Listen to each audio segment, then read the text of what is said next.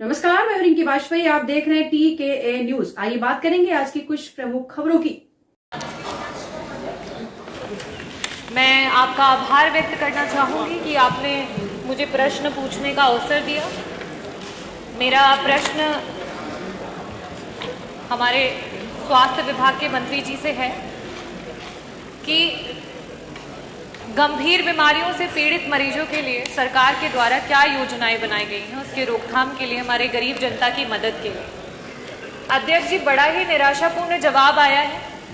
मुझे ऐसा प्रतीत होता है कि जब जब सत्र में पिछले 2.5 वर्षों में आपके विभाग के द्वारा जब भी प्रश्न पूछे गए हैं तो आपका एक सेम आंसर है कि हमने इतने जिला अस्पताल, इतने मेडिकल कॉलेज, इतनी डायलिसिस की मशीन, इतने एम्बुलेंस। अध्यक्ष जी, मेरा बड़ा ही स्पष्ट सा सवाल था, और अगर आपने ये बताया है कि आपके इतने जिला अस्पताल, इतने मेडिकल कॉलेजेस हैं, तो मैं इस सदन के माध्यम से जौनपुर से जो हमारा मेडिकल कॉलेज है उसकी कुछ पिक्चर है वो आपको दिखाना चाहूंगी कि जहां पे काला पानी तैर रहा है, जो बिल्डिंग्स हैं वो बनने से पहले खंडहर हो चुकी हैं, ये स्थिति है। और आप इसे गिना करके जवाब देना चाहते हैं कि आप अपने विभाग में क्या कार्य कर रहे हैं। मैं ये टेबल कर दूंगी अध्यक्ष जी, ताकि ये मंत्री जी के पास जो असली पिक्चर्स है वो पहुंचे और उन्हें पता चले कि जो बार बार आप ये कहते हैं कि हमने मेडिकल कॉलेजेस बना दिए, जिला अस्पताल बना दिए, उन जिला अस्पतालों और मेडिकल कॉलेजेस की क्या स्थिति है। कुछ दिन पहले वहां के बच्चे धरना दे रहे थे, जिन्हें हम देश का भविष्य और आगे मेडिकल कॉलेजेस में एज ए डॉक्टर देखने वाले हैं।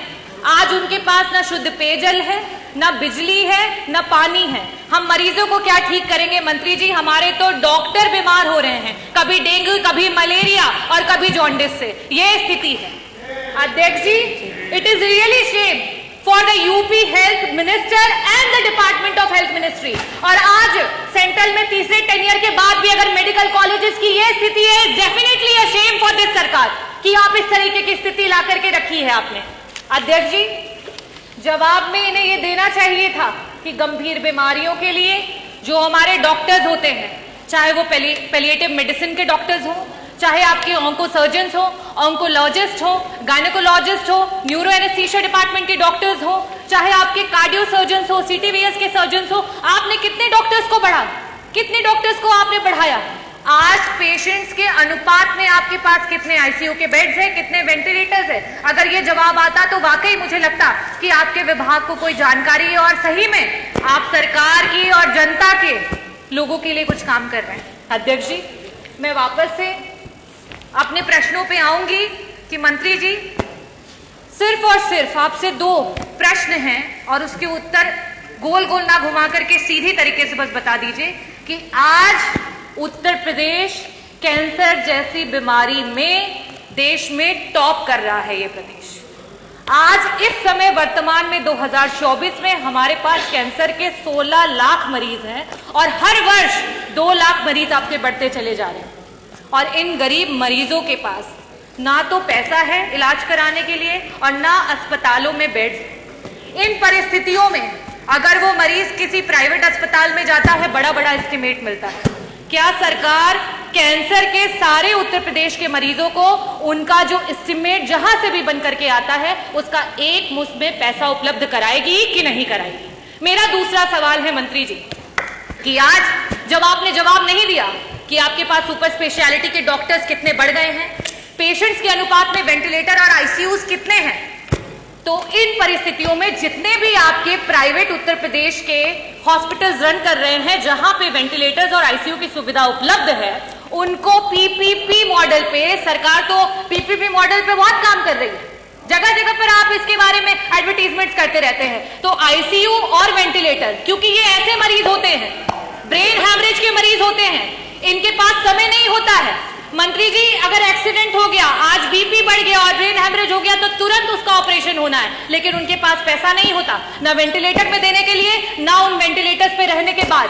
तो मैं आपसे ये अनुरोध करना चाहूंगी कि पीपीपी मॉडल पे जितने भी हमारे प्राइवेट हॉस्पिटल्स हैं उनको ऐड करते हुए हमारे मरीजों को मुफ्त में इलाज और समय पर इलाज दिलाने के लिए क्या सरकार काम करेगी? बहुत बहुत धन्यवाद। माननीय उप मुख्यमंत्री जी। आपका जो सवाल था कि उत्तर प्रदेश सरकार गंभीर बीमारियों से पीड़ित मरीजों की मृत्यु दर को घटाने के लिए क्या काम कर रही है, हमने इस संबंध में स्पष्ट जवाब दिया है कि उत्तर प्रदेश सरकार ने अपने डिस्ट्रिक्ट हॉस्पिटल्स के माध्यम से, टर्शरी केयर के हॉस्पिटल्स के माध्यम से लगातार उच्च कोटि की चिकित्सा व्यवस्था देने का काम किया है। जहां तक गंभीर मरीजों के धनाभाव का सवाल है, इसके लिए माननीय प्रधानमंत्री जी की दुनिया की सबसे बड़ी योजना आयुष्मान भारत उत्तर प्रदेश में लागू है। और मैं सदन को बताना चाहता हूं कि पूरे भारतवर्ष में उत्तर प्रदेश नंबर 1 पर है आयुष्मान भारत कार्ड बनाने में। और हमने सरकारी अस्पतालों के साथ साथ प्राइवेट अस्पतालों को भी उसमें चिन्हित किया है, स्टेट किया है, वहां भी हम निःशुल्क इलाज दे रहे हैं। सबसे बड़ी बात यह है एम्बुलेंसेज के बारे में, हमारी 102 एम्बुलेंस और 108 एम्बुलेंस लगातार काम कर रही है। 2200 एम्बुलेंस हमारे पास 108 की है, 2270 एम्बुलेंस हमारे पास 102 की है। और इनको हम लगातार मरीज को अस्पतालों तक पहुंचाने का काम कर रहे हैं। डायलिसिस की चिंता आप माननीय सदस्य ने की। डायलिसिस के बारे में उत्तर प्रदेश में इससे पहले जिला स्तर पर डायलिसिस नहीं होते। बड़े शहरों में कानपुर, लखनऊ, मेरठ, बनारस जैसे बड़े शहरों में होते थे। डायलिसिस की सुविधा देने वाला राज्य 74 जनपदों में आप हर जिला मुख्यालय पर डिस्ट्रिक्ट हॉस्पिटल में 10 बेड उपलब्ध है, जिससे डायलिसिस की सुविधा हम दे पा रहे हैं। 71 हमारे जिला चिकित्सालय हैं जहां हम सिटी स्कैन की सुविधा पहली बार दे पा रहे हैं। पहले डिस्ट्रिक्ट हॉस्पिटल्स में सिटी स्कैन की सुविधा नहीं होती। इसके अलावा टीबी रोगियों के बारे में आपने चिंता ही नहीं की। टीबी रोगियों के बारे में पहली बार उत्तर प्रदेश सरकार ने टीबी रोगियों को इतनी बड़ी संख्या में चिन्हित किया है। और चिन्हित करने के साथ साथ टीबी से मुक्ति दिलाने के लिए हम उनको गोद भी ले रहे हैं। हमारे सभी अधिकारी, हमारे माननीय विधायकगण, हमारे जनप्रतिनिधिगण, और उनको पोषण सामग्री भी उपलब्ध करा रहे हैं। टीबी की रोगियों की संख्या में हम तेजी के साथ कम करने की तरफ तेजी के साथ आगे काम कर रहे हैं।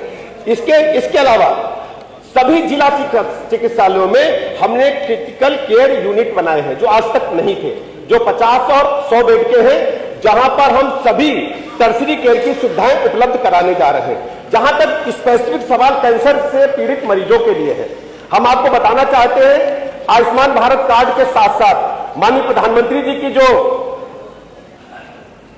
अपना निधि है और मुख्यमंत्री जी की जो व्यक्तिगत मुख्यमंत्री जी जारी करते हैं गंभीर मरीजों के लिए, ऐतिहासिक डेट से पहली बार दोनों जगह मैं कह सकता हूं कि माननीय सदस्य बैठे विपक्ष के भी, अगर सही बोलेंगे तो पहली बार मुख्यमंत्री सहायता कोष से पहली बार इतनी बड़ी संख्या में जो भी मरीज मांगता है,